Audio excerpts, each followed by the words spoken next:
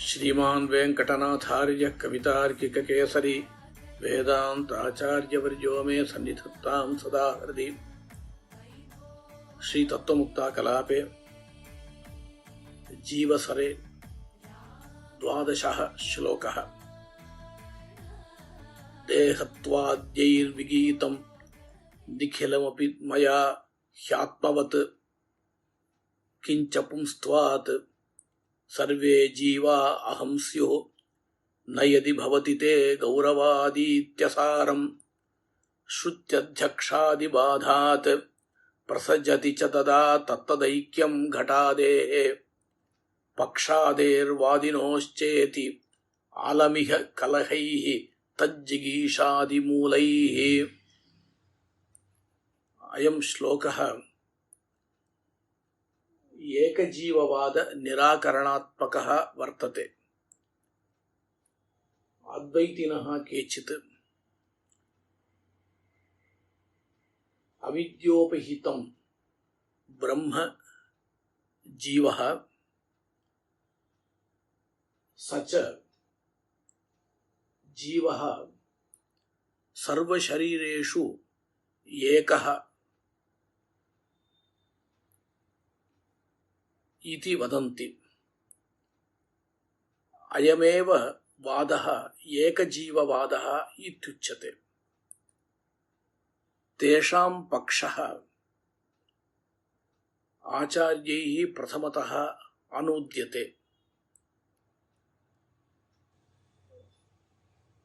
सर्वोऽपि देहः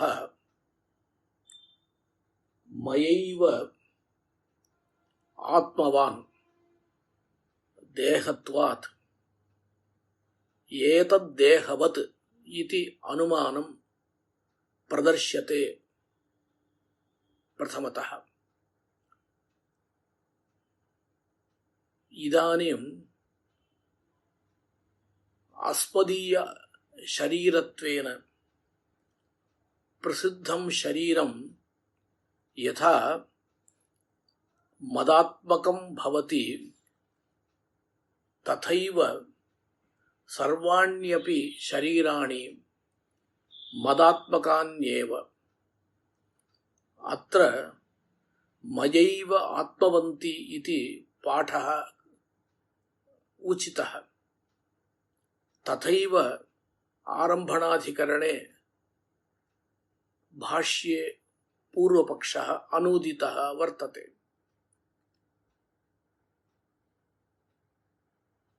एवमेव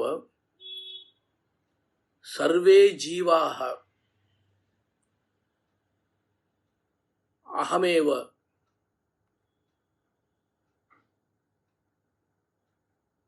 जीवत्वात् इत्यपि अनुमानं क्रियते।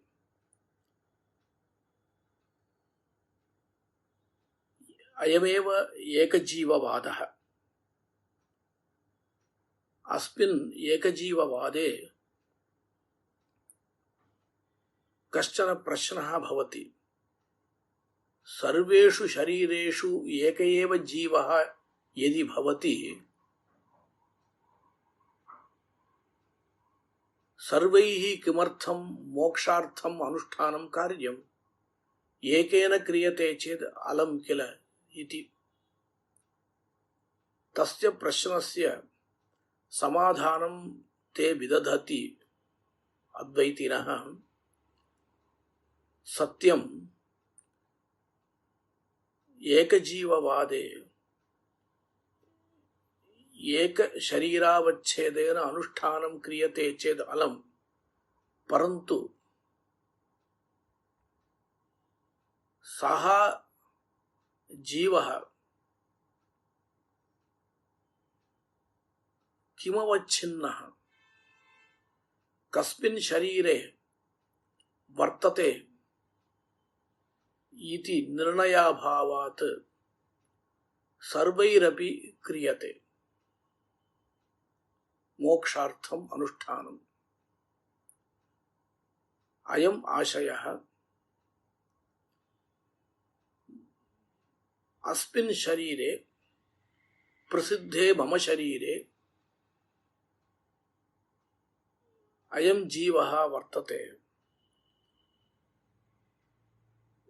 अनेन जीवेन इतराणि सर्वाणि शरीराणि आत्मवन्ति इत्युक्ते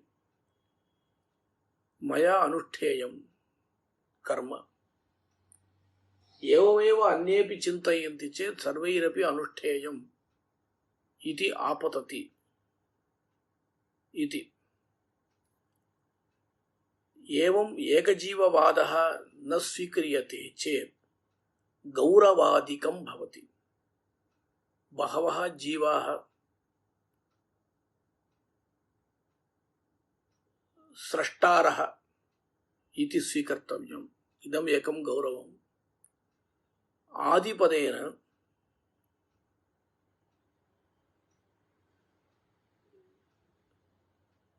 एकः जीवः कल्पकः इत्युक्तौ व्यवस्था भवितुमर्हति।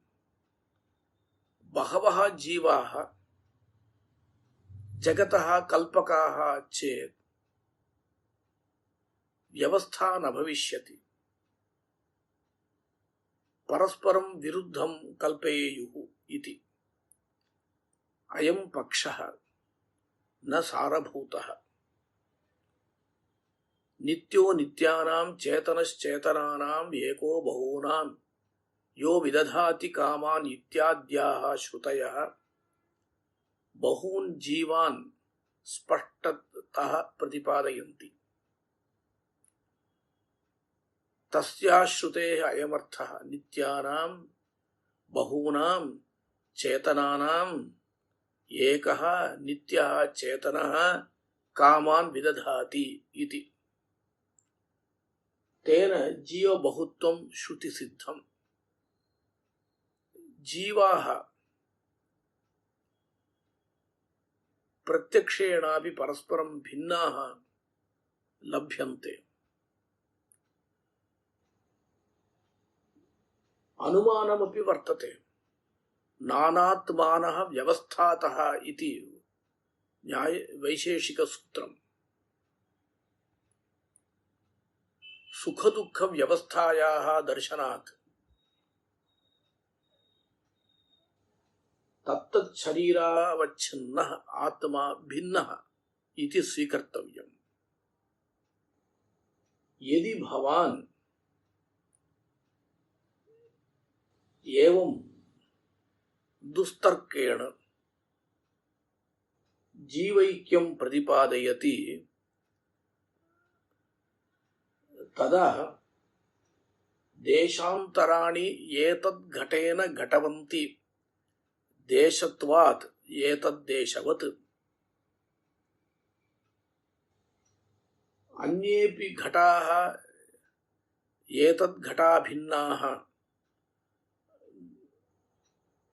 घटत्वात् इत्यादि अनुमानेन जगति तले एक एव घटः अस्ति इत्यपि वक्तुं शक्येत। एवं भवता उच्यमाने पक्षप्रतिपक्षयोरपि ऐक्यं स्वीक्रियताम्। वादी प्रतिवादिनोरपि ऐक्यं स्वीक्रियताम्। तर्हि लोके विवादः कथं भवेत्?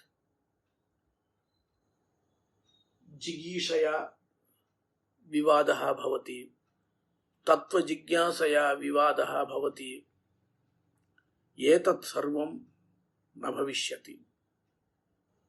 अतः अयम् एकजीववादः दुष्टः निराकरणीयः इति आशयः।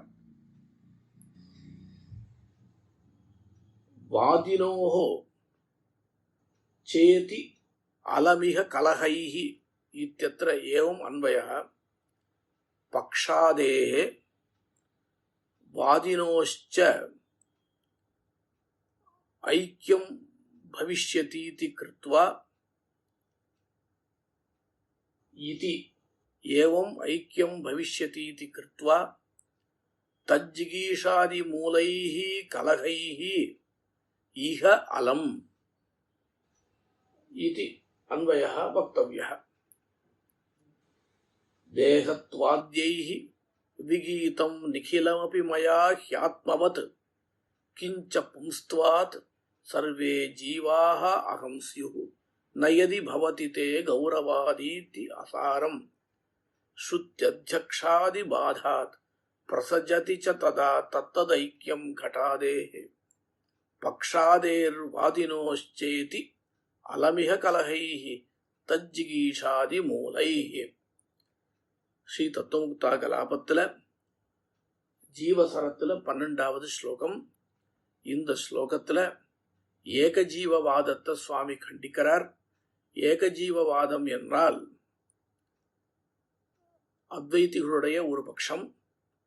அத்வைதிகள் பிரம்மம் ஒன்றுதான் சத்தியம், பிரபஞ்சம் அசத்தியம் என்று கூறுவார்கள். அஞ்ஞானம் என்பது பிரம்மத்தில் இருக்கு. அந்த அஞ்ஞானத்தினால பிரம்மமானது தன்னிடத்துல பலவாக கல்பித்துக் கொள்கிறது. இது பிரம்மாஜ்ஞானவாதம். ஜீவாஜ்ஞானவாதத்தில் பல ஜீவர்கள் கல்பிதர்கள். அந்தந்த ஜீவனிடத்தில் அவித்யை இருக்கு.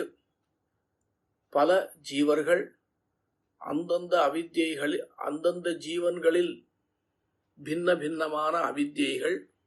இது ஜீவாஜ்ஞானவாதம்.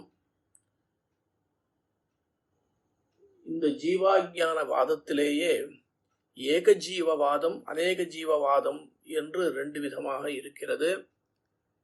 ஏகஜீவவாதம் என்றால்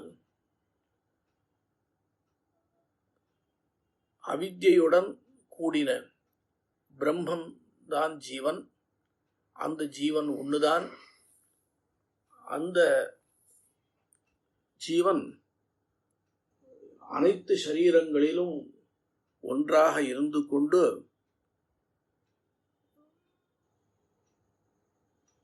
உலகத்தை கல்பிக்கிறது என்பது அவர்களுடைய வாதம். இதற்கு சாதகமாக 2 அனுமானங்களை கூறுகிறார்கள். முதல் அனுமானம், நம்மளுடைய சரீரங்கள் அனைத்துக்கும் ஒரே ஜீவன்.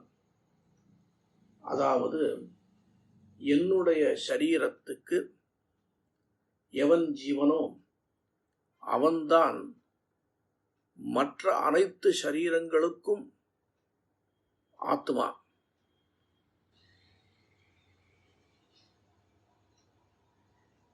என்னுடைய சரீரம் போல் மற்ற சரீரங்களும் சரீரங்களே. எனவே என்னுடைய சரீரத்துக்கு எவன் ஒருவன் ஆத்மாவோ அவனே அனைத்து சரீரங்களுக்கும் ஆத்மா.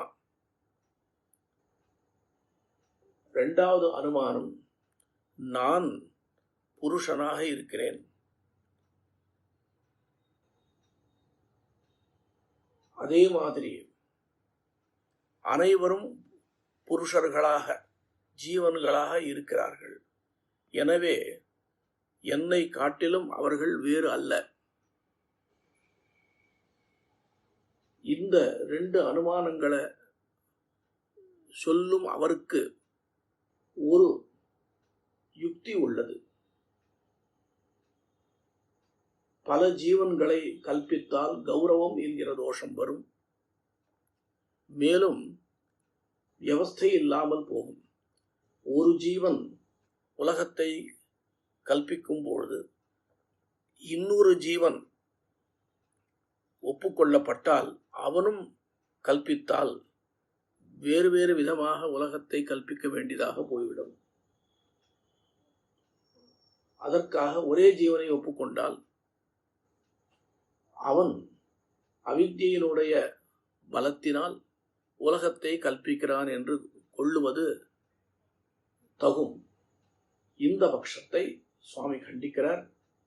நித்யோ நித்யானாம் சேதனச்சேதனானாம் என்கிற ஸ்ருதி பல ஜீவன்கள் இருக்கிறார்கள். அனைத்து ஜீவன்களை காட்டிலும் வேறாக பரமாத்மா உள்ளான் என்று ஸ்பஷ்டமாக கூறுகிறது. நாம் உலகத்தில் ஜீவன்களை பரஸ்பரம் வெவ்வேறாக காண்கிறோம். மூன்றாவதாக அனுமான பிரமாணமும் உள்ளது. ஒருவனுக்கு உள்ள சுகம் இன்னொருத்தனுக்கு இல்லை. அவனுக்கு துக்கம் இருக்கிறது. அதே சமயத்தில் சுகங்களிலும் துக்கங்களிலும் வியவஸ்தை இருப்பதால் பல ஆத்மாக்களை ஒப்புக்கொள்ள வேண்டும் என்று வைசேஷிக சூத்திரம் கூறுகிறது. அதுவே அனுமானமாகும். இவ்வாறு நீங்கள் அனைத்தையும் ஒன்று என்று கூறினால் அனுமானத்தை கொண்டு உலகில் உள்ள அனைத்து கடங்களும் ஒன்று என்று கூறலாமே. இந்த குடம் போலே அனைத்து குடங்களும் இக்குடத்தை காட்டிலும் வேறானது அல்ல, வேறானவை அல்ல என்று கூறலாமே. மேலும் பக்ஷத்துக்கும் பிரதிபக்ஷத்துக்கும் பேதமில்லாமல் போகும். வாதிக்கும் பிரதிவாதிக்கும் பேதமில்லாமல் போகும். இவ்வாறு இருந்தால் உலகத்தில் விவாதங்களே இல்லாமல் போகும். உலகத்தில் இன்னொருத்தரை ஜெயிப்பதற்காகவோ தத்துவத்தை தெரிந்து கொள்வதற்காகவோ வாதங்கள் நடக்கின்றன. இந்த வாதங்கள் விவாதங்கள் எல்லாம் வியர்த்தமாக போய்விடும். எனவே ஏகஜீவவாதம் என்பது தகாது என்று சுவாமி அருளிச் செய்துள்ளார். கவிதார்க்கிக சிம்ஹாய கல்யாண குணசாலினி ஸ்ரீமதே வெங்கடேசாய வேதாந்த குரவே நமஹ.